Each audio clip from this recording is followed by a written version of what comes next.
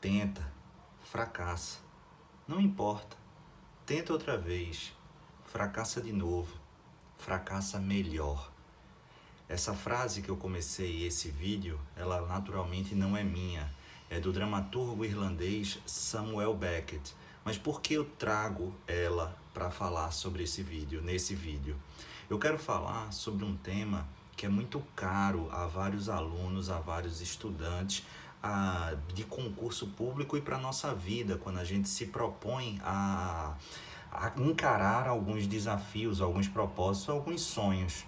Essa frase do Samuel Beckett, ela ilustra uma situação muito interessante, mas é melhor ainda quando conjugada com a história de outro personagem, um tenista suíço chamado Stan Wawrinka. Não sei se você é ligado ao esporte, ligado a tênis, mas o Stan Wawrinka, quando a gente olha para trás, a gente tende a enxergar o ano de 2015, ano esse no qual ele se consagrou como campeão do torneio de Roland Garros lá na França, um dos 4 grandes slams, ou seja, daqueles 4 mais importantes torneios dentro do tênis mundial, e na final ele venceu o então número 1 do mundo, o Djokovic, multicampeão e muito conhecido esportista mundial.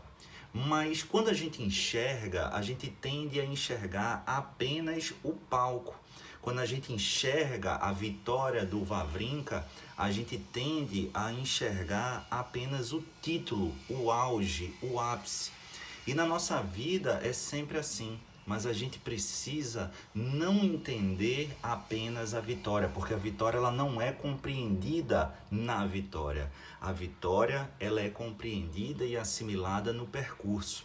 E Pedro, o que é que tem a ver essa história do Stan Wawrinka com a frase do Samuel Beckett sobre fracasso? O Stan Wawrinka, pessoal, ele desde muito novo, ele era um obstinado e ele sabia onde ele queria chegar, aonde ele queria chegar. Ele queria chegar no topo, mas para isso era preciso muito sacrifício, muita dedicação e muito treino. Mas acima de tudo, era preciso perder o medo do fracasso. E por isso, em seu braço esquerdo, ele tatuou essa frase do Samuel Beckett: não importa, eu não tenho um outro caminho, ou eu venço ou eu fracasso melhor. Então, diuturnamente, ele sabia que não podia ter medo do fracasso.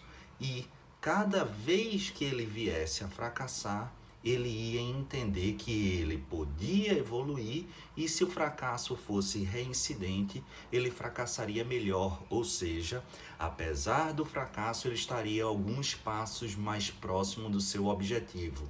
E pensando dessa maneira, a gente passa a enxergar 2 virtudes na preparação do tenista e assimilando na nossa própria preparação.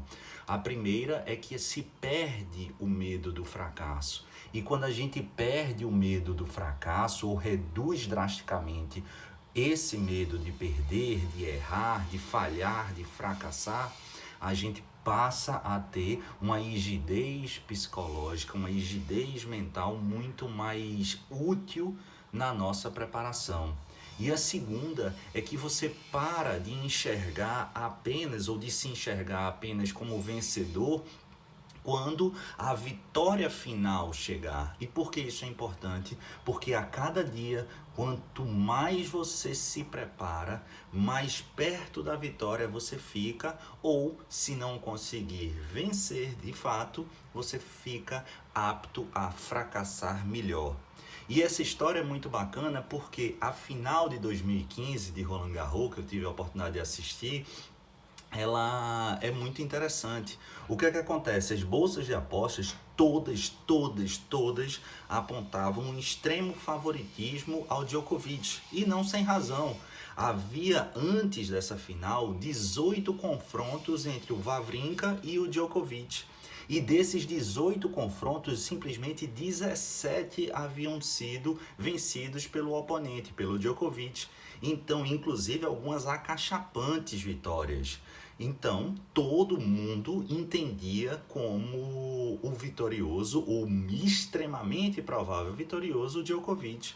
O clima na quadra era de extremo favoritismo, praticamente só um jogo para cumprir tabela. Menos uma pessoa que tinha no seu braço esquerdo tatuado, não importa. Se eu não conseguir vencer dessa vez, eu fracassarei melhor. E depois de 17 derrotas em 18 confrontos, depois de uma trajetória imensa, depois de um clima totalmente adverso, ele ainda assim foi campeão. Nessa máxima de fracassa melhor.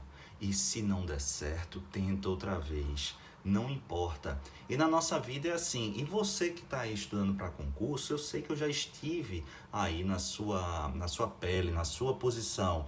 E apesar de não estar hoje em dia, eu acompanho direto ou indiretamente centenas e milhares de alunos, de estudantes que estão justamente nessa sua posição. Então a gente tem hoje, sobretudo, várias possibilidades de se justificar ilegítima ou ilegitimamente desistir de concurso, desistir dos sonhos, desistir dos objetivos, mas se essa for uma escolha sua, que seja, toque sua vida. Mas que essa escolha não seja uma imposição do medo de não passar, medo de dar errado, do medo de não conseguir, porque tudo está aqui, ó. É objetividade, é perseverança, é sacrifício e é dedicação. Essa frase do Samuel Beckett terminou se tornando, à luz da história lá do Wawrinka, uma verdadeira ode e uma verdadeira lição de persistência, de perseverança e de objetividade. Então, pessoal, a minha indicação, o vídeo hoje não é de uma dica propriamente jurídica, mas sim de uma reflexão. E a minha reflexão e sugestão para a sua vida, para concurso ou para qualquer outro objetivo, é que é difícil. Para toda trajetória de sucesso haverá uma trajetória de quedas, mas das quedas a gente pode tirar duas lições ou duas ações.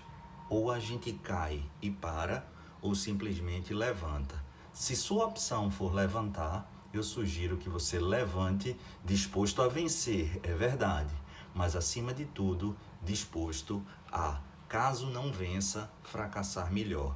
Assim, o medo da derrota, o medo do fracasso vai se esmorecendo e, sem dúvida alguma, esse é um grande passo para se aproximar do objetivo final, que é a sua vitória.